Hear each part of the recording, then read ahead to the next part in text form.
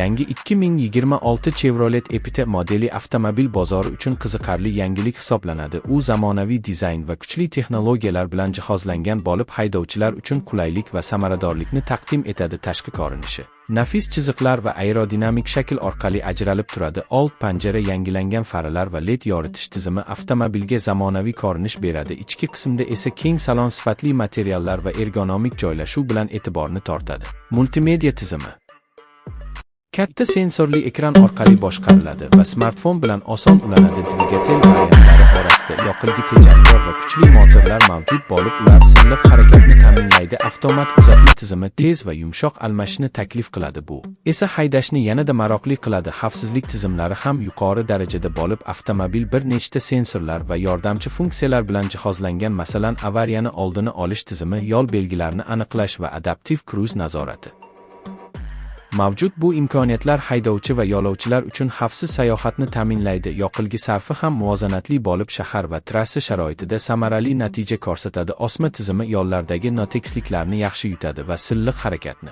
ta'minlaydi. Rul boshqaruvi aniq va yengil bo'lib, haydovchiga to'liq nazorat hissini beradi. 2026 Chevrolet Epita narx va sifat muvozanatini yaxshi ushlab turadi. U oila uchun ham kundalik foydalanish uchun ham mos variant hisoblanadi. Bagaj hajmi keng bo'lib, uzoq safarlar uchun yetarli joy beradi. Konditsioner tizimi tez sovitadi va salon ichida qulay muhit yaratadi. Ovoz izolyatsiyasi ham yaxshi bo'lib, tashqi shovqinlar kamroq eshitiladi. Avtomobilning umumiy ishlashi barqaror va ishonchli bo'lib, uzoq muddat xizmat qiladi. Agar siz zamonaviy va ishonchli sedan izlayotgan bo'lsangiz, bu model yaxshi tanlov bo'ladi. Kanalimizni kuzatib boring va yangiliklardan xabardor bo'lish uchun Tarmax kanaliga obuna bo'lishni unutmang. Bu avtomobil dizayni har qanday yoshdagi foyda